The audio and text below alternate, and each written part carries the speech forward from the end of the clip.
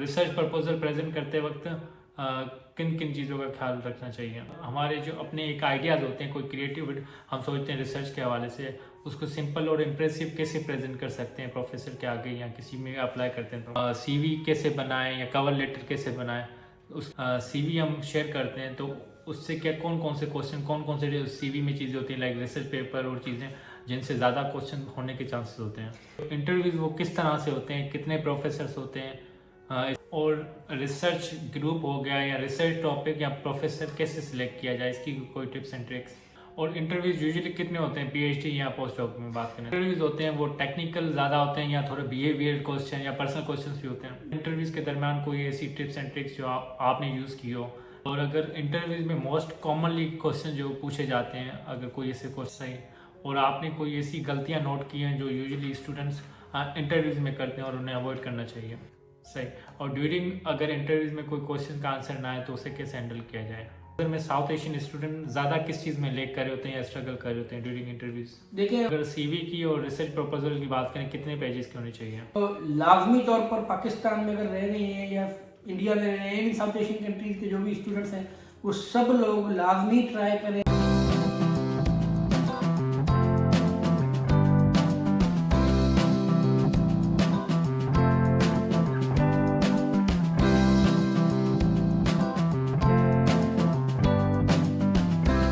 Hello, welcome back to another video.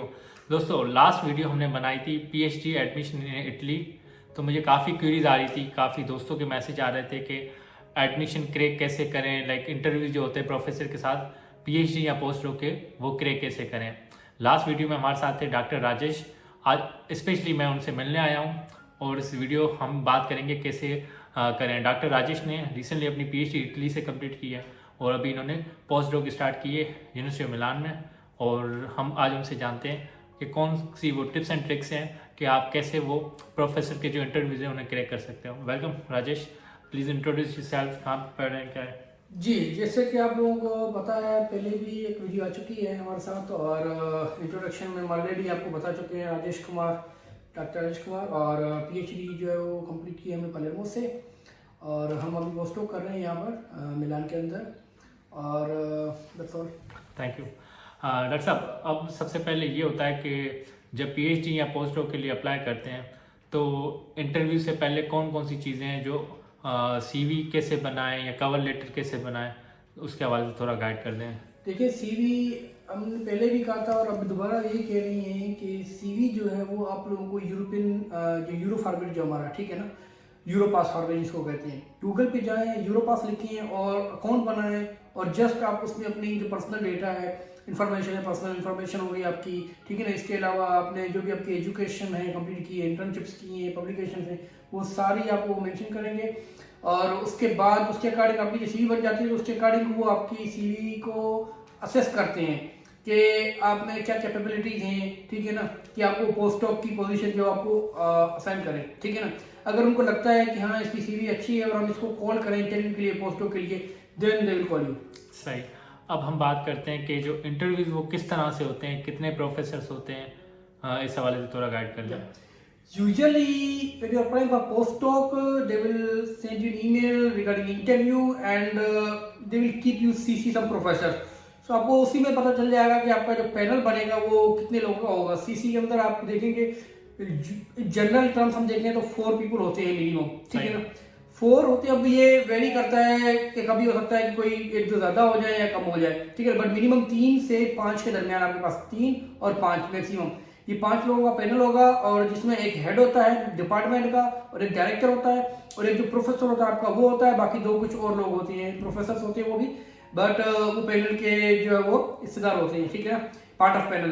तो जो कि आपसे फिर आप पहले तो आपसे इंट्रोडक्शन पूछती हैं आपका, उसके बाद पूछती हैं कि आपने क्या किया हुआ है, आप एजुकेशन के बारे में बताएं अपना, ठीक है। उसके बारे में वो टॉक करते हैं, 1 to 1 तो करते हैं कि भाई आपने मतलब फील्ड में क्या काम किया हुआ है, पीएचडी के अंदर पब्लिकेशन कितनी है, और पीएचडी के अंदर कोर्स कौन था, ये भी बड़ा मैटर करता है, ठीक है ना। तो ये चीज़ें वो नॉर्मली जनरली पूछते हैं और 5 लोगों का पैनल होता है। सही, ज़बरदस्त। तो अब हमें बताएं कि जो पैनल जैसे कि ईमेल में हमें ऑलरेडी पता चल जाता है वो सीसी में रखते हैं, तो उन पैनल के ऊपर हमें रिसर्च करनी चाहिए, उनका बैकग्राउंड वगैरह थोड़ा देखना चाहिए या श्योर नहीं? श्योर, आप लोगों को लाजमी है कि जब जैसे आपको ईमेल रिसीव होती है तो 1 वीक अगो, लाइक एक वीक से ज़्यादा का टाइम दे देते हैं आपको, ठीक है ना। तो 1 वीक पहले आपको एक ईमेल आ जाती है और आप जो फिर वो अकॉर्डिंगली आप चेक कर सकती हैं कि भाई मुझे 1 वीक अगो ईमेल आई थी, मतलब मेरा इंटरव्यू आज है तो मैं इंटरव्यू देने से पहले देखता हूँ कि मैं 1 वीक अगो मुझे ईमेल आई थी, मैंने अगर रिसर्च नहीं की है तो मुझे कुछ पता नहीं होगा। हाँ, और जैसे अगर मुझे आज ईमेल आई है तो मैं देख सकता हूँ आज या कल कि उन प्रोफेसर जो पैनल है उनकी रिसर्च फील्ड क्या है। तो एक आपको आइडिया हो जाएगा कि आपसे जो क्वेश्चन पूछने वाले हैं वो किस टाइप के पूछेंगे, एक आइडिया आपको हो जाता है। सही। तो अब हम बात करते हैं कि जो सीवी हम शेयर करते हैं तो उससे क्या कौन कौन से क्वेश्चन, कौन कौन से सीवी में चीज़ें होती हैं लाइक रिसर्च पेपर और चीज़ें जिनसे ज़्यादा क्वेश्चन होने के चांसेस होते हैं? देखिए, सीवी में आपसे ज़्यादा क्वेश्चन नहीं पूछते हो। सीवी इनका क्या होता है, आप डायरेक्ट सीवी नहीं भेजते उनको, आप क्या करते हैं, इनके ऑनलाइन पोर्टल्स होते हैं उन पे जाके आपको सीवी अपलोड करनी होती है और सारी जो आपकी इंफॉर्मेशन है वो आपको डालनी होती है, ठीक है ना। इंक्लूडिंग जो एजुकेशन जो क्वालिफिकेशन है आपकी, इंटर्नशिप हो गई, जॉब का एक्सपीरियंस हो गया, रिसर्च का एक्सपीरियंस हो गया, अब्रॉड पीरियड आप गए हैं कहीं पे या कॉन्फ्रेंस अटेंड किए हैं, कितनी किए हैं, तो सारी चीज़ें आपसे डिटेल में पूछती है पोर्टल पे। जैसे आप सबमिट करते हैं तो वो पोर्टल की जो इन्फॉर्मेशन उनके पास चली जाती है, फिर वो पहले तो सीवी से पहले वो चीज़ें देखती है, उसके बाद आपकी सीवी खोलती है और उनका जो क्राइटेरिया होता है कुछ मार्क्स रखे हुए होते हैं, ठीक है ना। अगर वो 50% मार्क्स होते हैं, मिनिमम 50% मार्क्स अगर आप अचीव करते हैं तो आपको इंटरव्यू के लिए कॉल करेंगे, अदरवाइज पोस्टडॉक में आपको इंटरव्यू के लिए कॉल नहीं करेंगे। सही। और इंटरव्यूज यूजुअली कितने होते हैं पीएचडी या पोस्टडॉक में बात करें तो? देखिए, पोस्टडॉक पीएचडी का भी एक इंटरव्यू होता है, पोस्टडॉक का भी एक होता है, बट कभी कभार कोई प्रोफेसर चाहे तो 2 कर सकते हैं, बट जनरल टर्म्स हम कहते हैं एक ही होता है, 1 to 2। सही।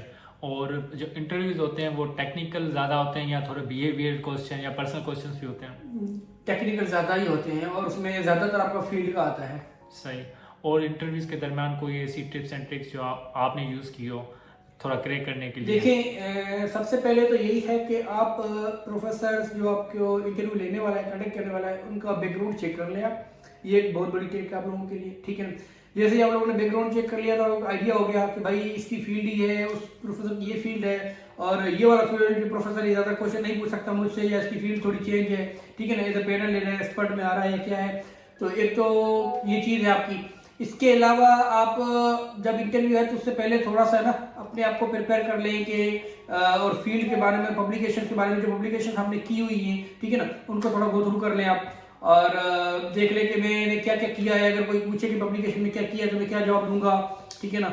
और थोड़ा सा मेंटली भी प्रिपेयर रहे आप। सही।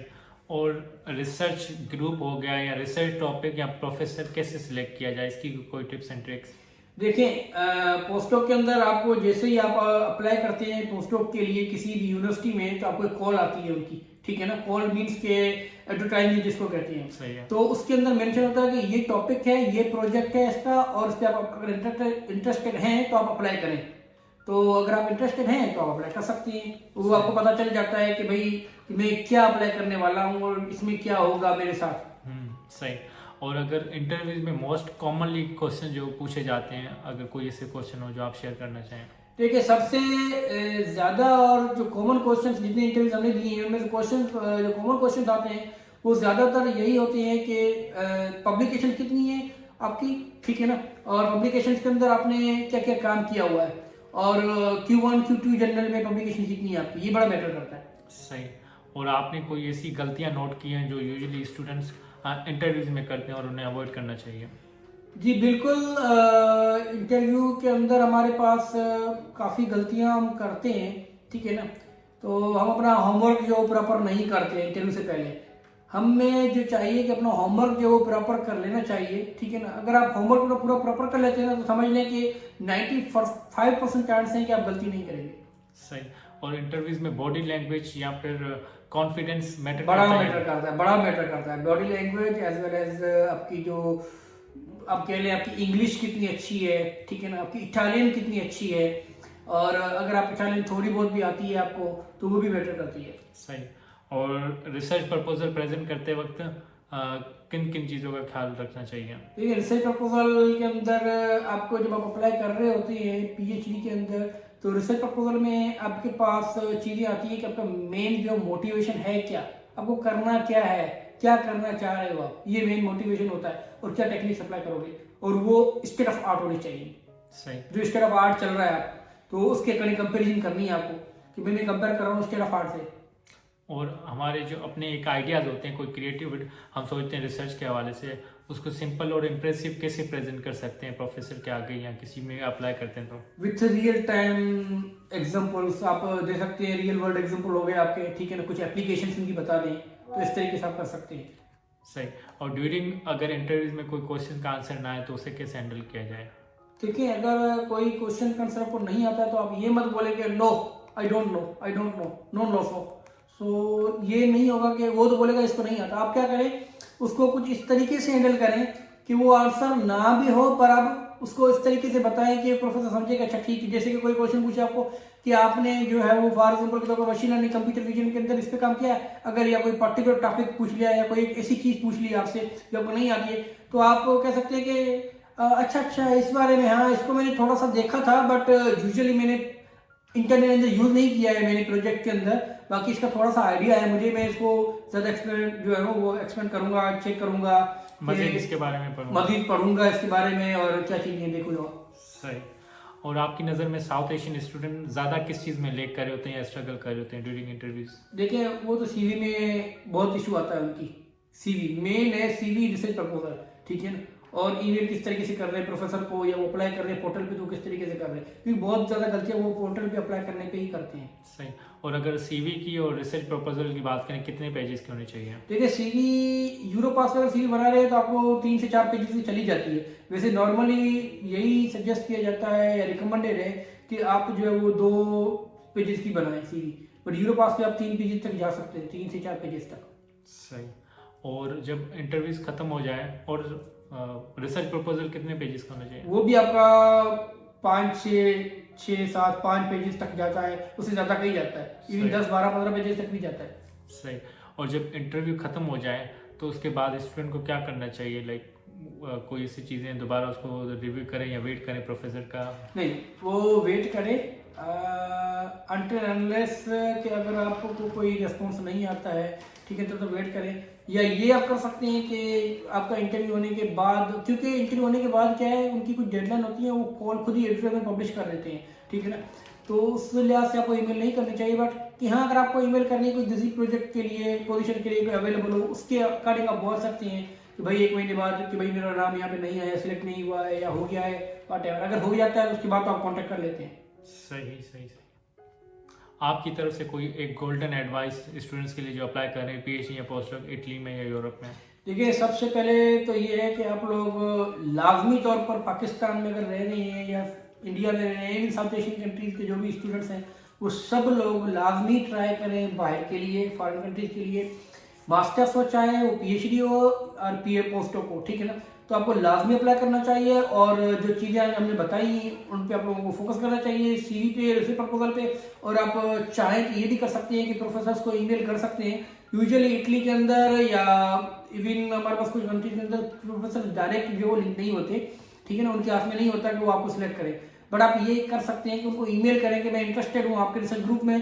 तो होता ये है कि उसकी नज़र में आप होते हो, फिर जब आपका इंटरव्यू वगैरह होता है तो शायद वो थोड़ा सा रिकमेंडेशन दे दे, कुछ suggestion they they, may be उसके हाथ में वैसे नहीं होता। बट ये है कि अगर आपका हो जाता है एडमिशन तो फिर आप उससे, वो आपकी नज़र में होता है, वो आपको कांटेक्ट कर सकता है कि भाई ठीक है, मैं तो मेरे रिसर्च ग्रुप में आ सकते हो। सही। Thank you so much doctor Rajesh आपके टाइम के लिए।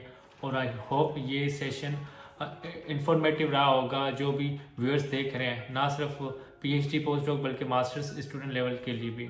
अगर आपको ये वीडियो इन्फॉर्मेटिव लगी और पसंद आई हो तो लाइक करें और शेयर करें अपने दोस्तों के साथ। अगर आपकी कोई क्वेरीज हो या सजेशंस हो वो कमेंट में पोस्ट करें। और मिलते हैं किसी नई वीडियो में किसी नए टॉपिक पे। तब तक मुझे इजाज़त दें। Thank you.